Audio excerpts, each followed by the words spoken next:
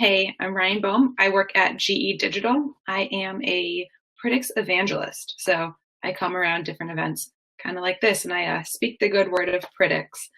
So what we're going to talk about today is the industrial internet and kind of the new paradigm of what IoT is looking like, especially for industrial companies, kind of like GE. So we're definitely known for our jet engines, our wind turbines, our locomotives, really, really big assets. And a lot of the IoT presentations you've heard today work very, very well on smaller assets. So we are looking at a new way to explore this. So I'm going to start my screen share and get a presentation up and running for you so I can walk through a couple things.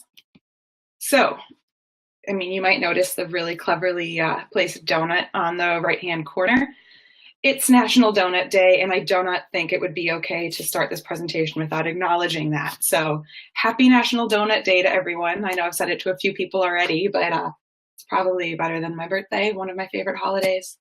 So I briefly introduced myself, Ryane Bohm, developer evangelist, trying to up my Twitter followers, so feel free to follow me. Now I focus on evangelism and specifically content marketing.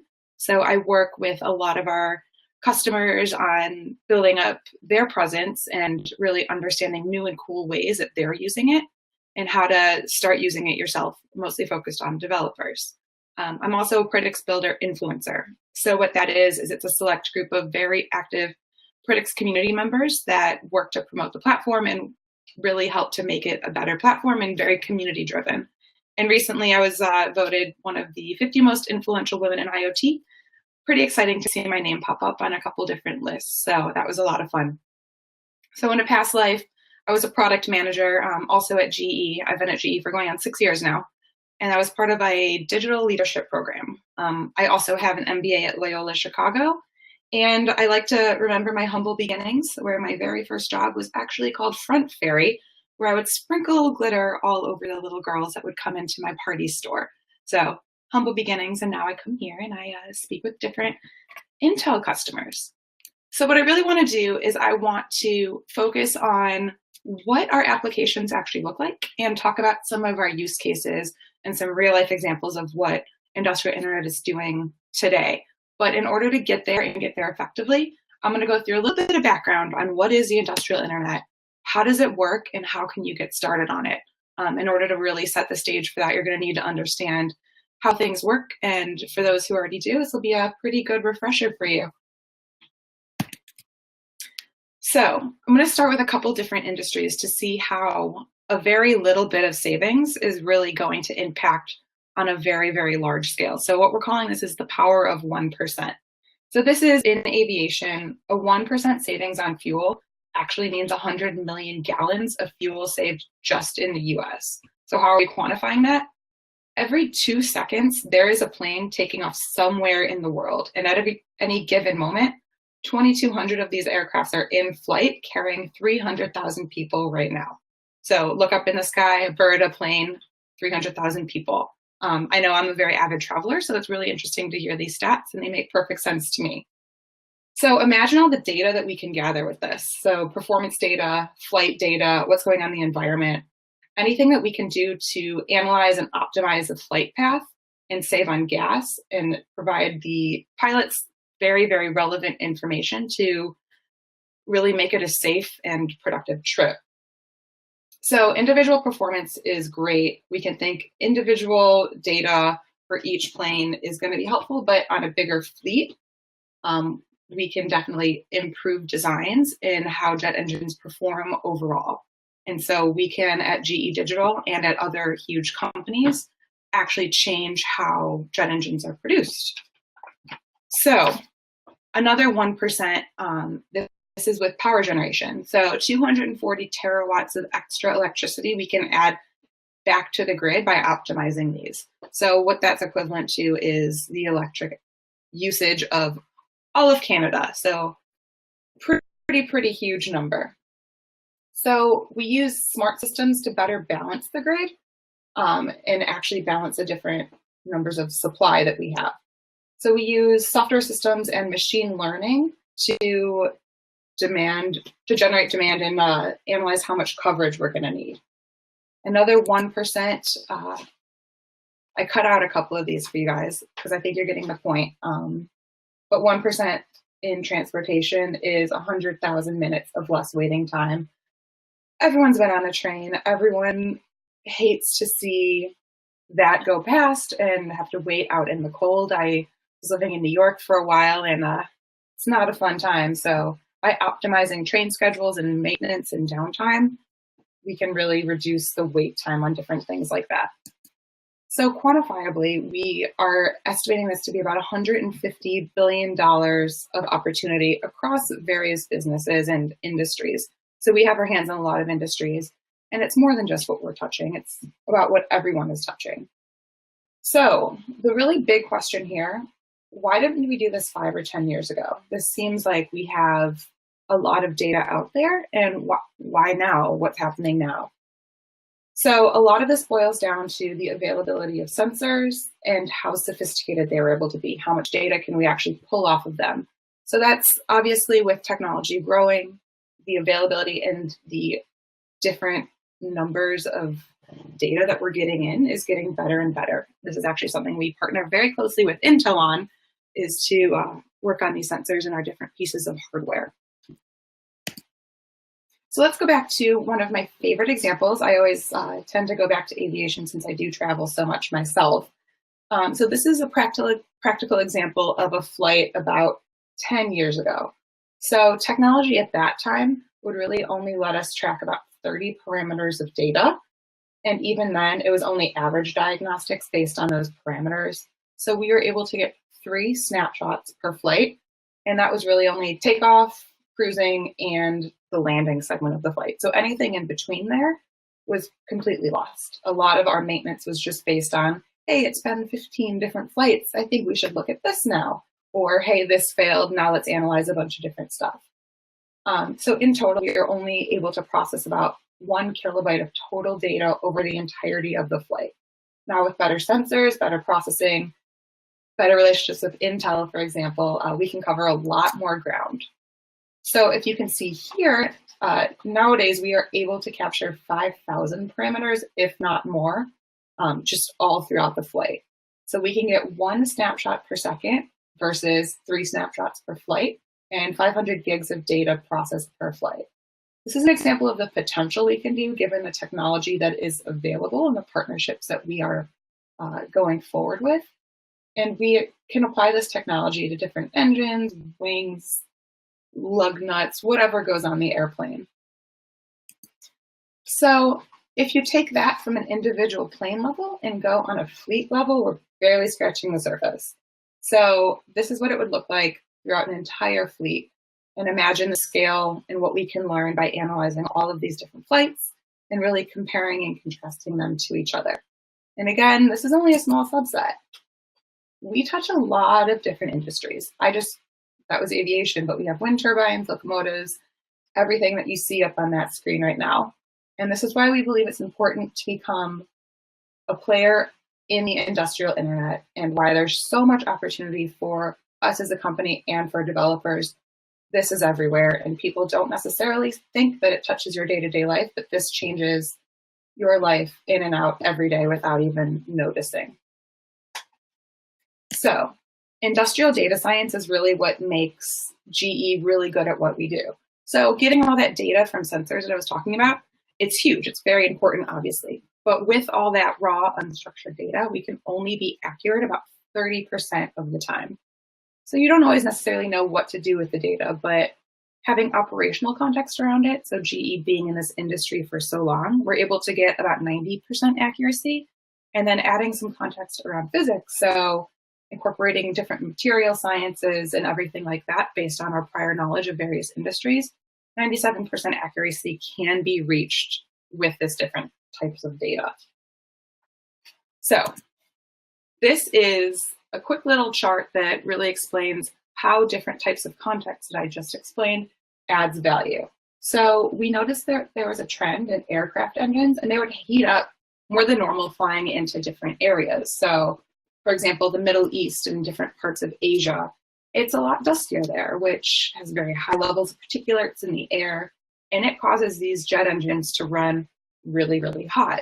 it seems simple enough when we're talking, but throwing that data and actually seeing it in front of you, you're able to adjust flight paths and aircraft load and different things like that to really get rid of a lot of those issues that we were seeing, which you can see on the lower list. So this red thing on the top, that's our warning zone. You don't want to go there. But now with the adjusted flight patterns and things like that, we can really reduce the occurrence of those issues.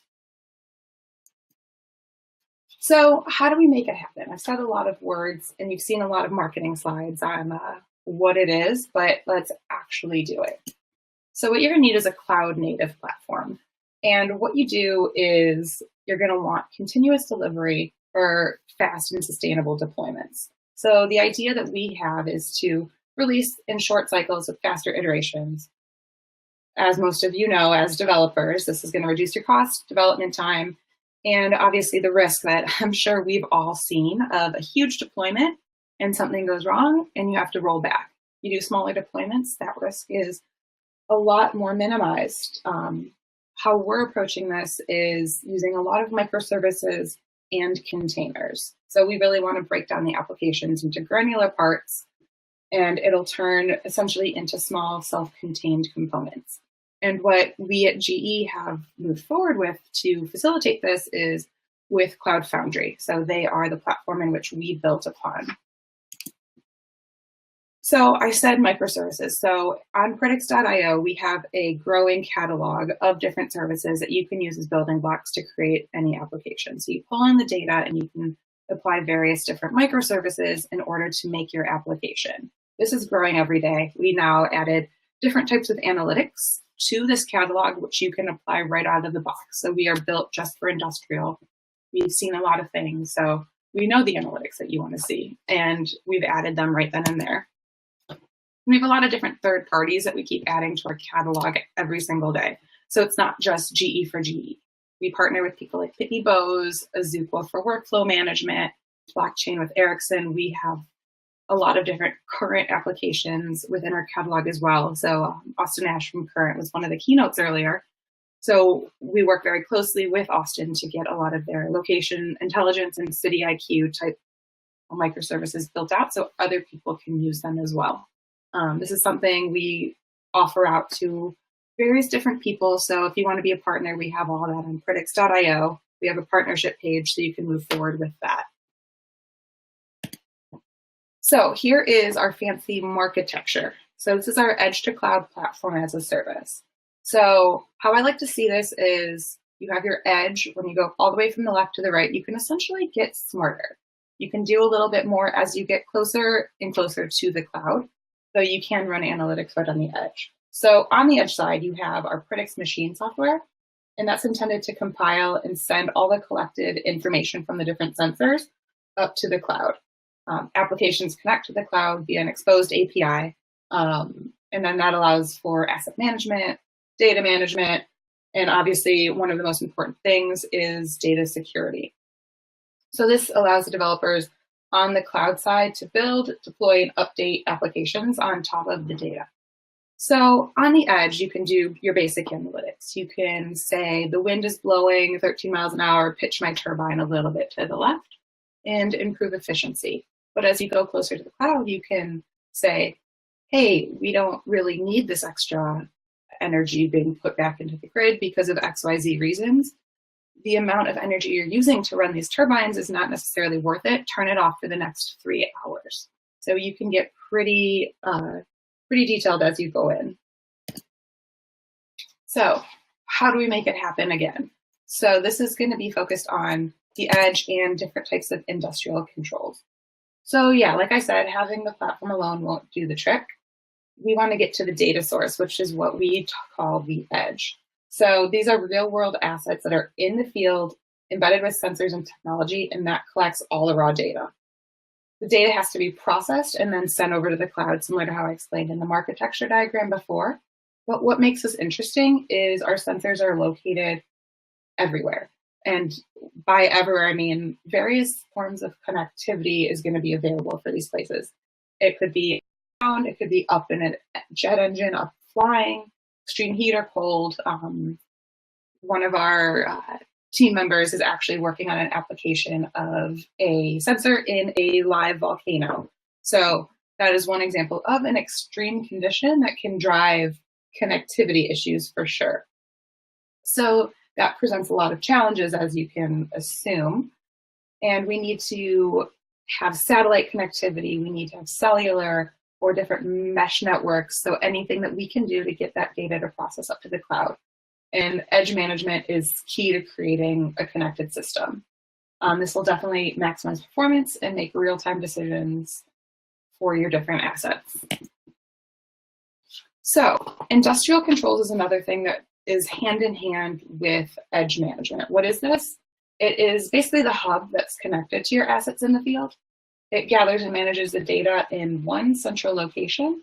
And these can be anywhere that I've explained in various connectivity places. So as you can see on the screen right now, it's located, we've got our aircraft engines, subsea oil and gas. No matter where the assets are, essentially what I'm trying to get across here is that the controller needs to interpret the sensor data and issue commands to that asset on the spot. So this is where Predix Machine comes into place. So Predix Machine is a software-defined machine that connects to the assets, or connects to the assets in the field to the cloud. So the controllers work in real time with the asset, and it handles the different behaviors. It provides safety and security and hosts the applications for the machine itself. So you can think of this really as the bridge between physical and digital. The cloud is where the data is analyzed. So as you get closer to the cloud, it gets more and more sophisticated. And the Predix Machine software is how the two really talk back and forth. And that's something that is in the Predix IO catalog that I mentioned before. And Predix Machine software is out of the box, ready for you to use. So one other thing that Predix is very specialized in is the digital twin. So the idea of the digital twin has been around for ages. I'm sure that you guys are very, very familiar with digital twins on the social side. So Facebook, for example, they see my search history.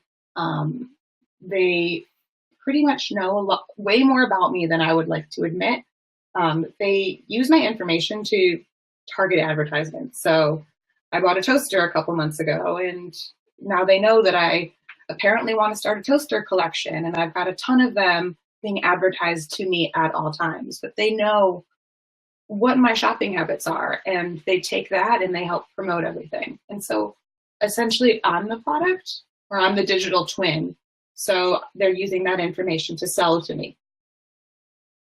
So on the flip side, we are doing the same thing on the industrial side. So we are able to see the equipment type, different parts and their numbers, what their materials are like, everything like that. And I'm going to show you an example of a digital twin application that is possible to actually have running. So that'll really put this into context on the industrial side of things.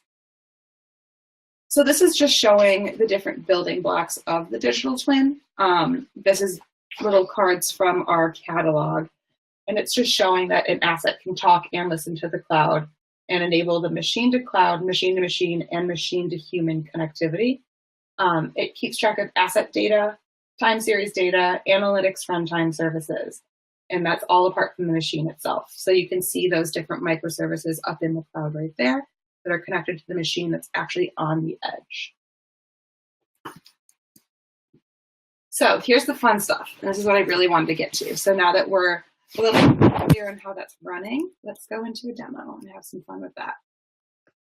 Okay, the first one I'm going to show you here, this is wind farm management. So maximize my screen so you can see it easier. Okay, so while this is loading, I'll talk about some other things that I wanted to bring up. So let's talk about some customer success stories when this is actually going up. So one of our customers that we always highlight very, very often is Pitney Bowes. So Pitney Bowes is the original equipment manufacturer of everything that you get in your mailbox that you would consider junk mail. So they have these machines that are pretty much as big, if not bigger, than my living room, and they are responsible for most of what comes in. So they manage the stamping, the cutting, the stuffing of the envelopes, everything of that nature that comes along with that. But with that comes a lot of potential risk, considering they're dealing with some confidential, sensitive information and government documents often. So with that, if they lose one piece of mail, they can essentially be fined hundreds of dollars just for one piece of mail going missing. So Pitney Bowes came to us and what they were calling as their Get Connected journey. So they, considering they're obligated to pay any fees if something goes missing, they wanted to make sure that never really happened. So Pitney sells the machines to a different company, and with this Get Connected journey, now they can sell the software that supports these machines and make sure that this mail is not lost. It really highlights the different places where there's increased capacity. So they did 3 different things. The first was Get Connected, Get Optimized, and Get Scheduled. So Get Connected was their advisor suite. And really all that is they wanted very, very detailed analysis of their performance and how efficiently everything was running. From there, they went to Get Optimized. So needless to say, that was called Optimizer. And they want to really understand what's performing well, what isn't, what has extra capacity, and things like that. A lot of this has to do with different shifts. So what shifts were people working on that went well and what didn't? So how they classify downtime is, yes, if a machine is broken, that's definitely considered downtime, but it's also downtime when you have to change shifts or when you have to put in a different paper ream. You're not producing anything, so it's definitely downtime, even though everything like that is scheduled. So the last one is called Scheduler. What that is it's a data science and rules engine that they created that is in our catalog now. They were able to put that back in and monetize the software through Predix. So let's go through an example of how that works. So if I'm calling in sick, you can re-optimize and get everything out the door a lot quickly, and you can always meet the different SLAs. Before Predix, they didn't really have access to any of the machine data, any of the scheduling data. If there was extra downtime between 2 and 3, what was actually happening between 2 and 3? They weren't really able to see that. And to get rid of that 2 to 3 timeline, they are able to accurately schedule different employees and shift everything around. Another way that this was a double-edged sword for the employees per se is, for example, Joe always goes on smoke break at noon for 30 minutes. But within that 30 minutes, there's always some kind of downtime because there's no one to cover his shift for that 30-minute smoke break. But that is actually not the fault of the machine. That's the fault of Joe taking a smoke break. So if we can optimize it that way, it's really, the fault is changed and you're not really having to worry about that anymore. Another one I want to talk about was LIXIL.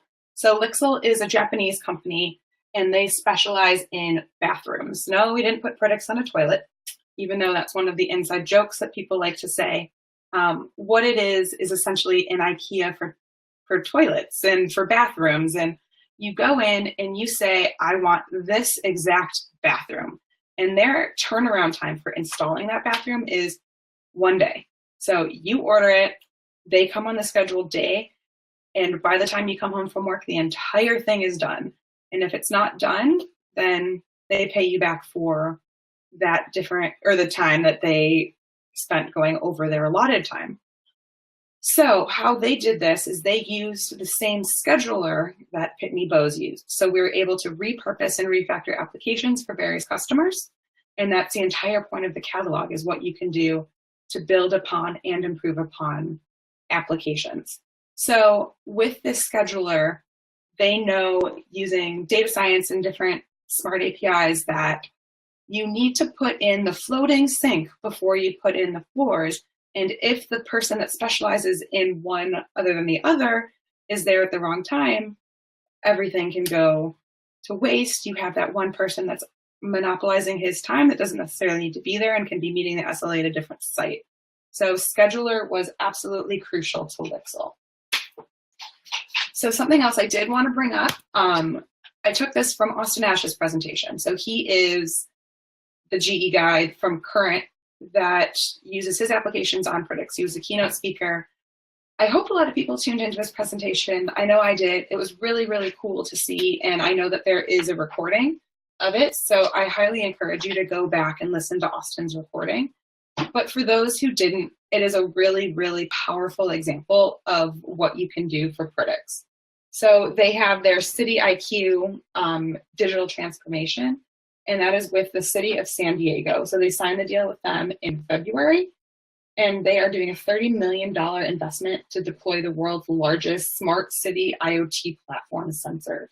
So they're putting sensors in different light posts, really to understand pedestrian data and parking data and various things that you can do to optimize the city. So definitely encourage you to go back and listen to what Austin said. He goes into a very, very deep dive of what they're doing at Current with Predix. So he mentioned some things called shot spotter. So they can detect loud noises and essentially gunshots in the area. So if something's happening, you can zero in on that right away and just get to the bottom of it.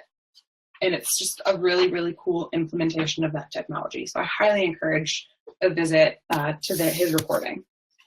And let's cross our fingers that my wind farm demo loaded. All right, good things are happening. I'm really excited. Okay, so a little bit of background on the application that you're about to see. Cloud app, and it just demonstrates real-time monitoring of a system and asset management, and also shows Predix reporting. So a couple of the services that this uses, UAA, so that's for our authentication. It uses ACS for authorization. We have time series on here, Postgres, RabbitMQ, as well as Asset, Redis, and different Predix UI components that are all available in our catalog. So it's very quick and dirty rundown of the services that were put together for it. But I really am just trying to show you the reporting capabilities. So you can see there is a map that's coming on screen, and you're going to see a couple wind turbines pop up on the map. And it's going to show you the number of them that are running. So are we running at 100% capacity, or only half of them running for whatever possible reason? How many are failing, and what your total energy consumption is actually going to be, and how much we're putting back into the grid. So this is what I call real fake data. So this is really just for our demo lounge, and it's just to show what things actually do. So this is not live in the field, but it's giving a really good representation of what could be. So it'll show you how the data is being ingested, and it also should be showing what different alerts would be if something went down. And on that note, we're just gonna cut our losses and go straight to questions. Feel free to set up a one. I have some availability already in there. I will provide my slides. If anyone wants to take a look, I can add some notes in there as well so that you guys can see some clarity on what I was actually talking about.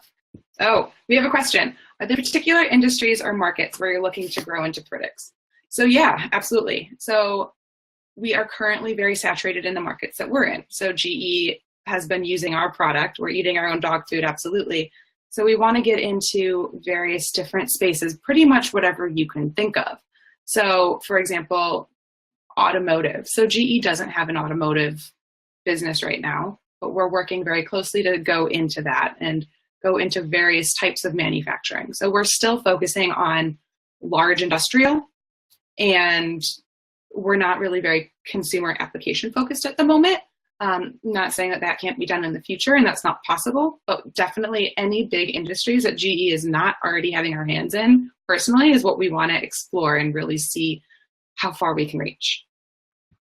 So question is, does GE supply the sensors and gateways? So actually, no, GE is not supplying the different pieces of hardware that actually pull the data off. We work on the software end, and we are providing the different microservices and different things like that, in which enables you to get the data off of these sensors. It's actually something that we partner very closely with Intel and a couple other vendors on. But yeah, we are not a supply or a sensor company. So Predix works with a lot of different sensors right out of the box. We understand that some of the machines are a lot newer.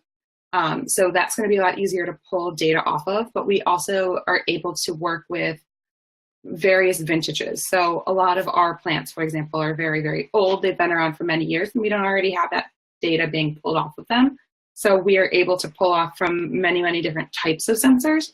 If you're interested, I can get you a list going and send that your way. It's all on our Predix.io site as well. Can we integrate GE medical devices into the IoT cloud? So as I'm sure you're aware, it seems like you're very familiar with the healthcare industry. There are a lot of rules and regulations around healthcare. So obviously we have to be in tune with HIPAA and everything like that from a security side. And we're working very closely with our GE healthcare industry to make sure everything is getting integrated securely, properly, and within federal regulations. So the goal, yes, is to integrate medical devices. The devices themselves have a lot less regulations than the devices and the patient records. So from machining and creating the devices, absolutely, yes, we can add them. From the patient data and optimizing that way, work in progress, working with a lot of our different agencies and federal government to make sure that we're following all the right regulations. And Sunny, seeing your name there, I think we have a one-on-one coming up too. So we'll definitely talk more about that in an hour or so. Thanks for joining in.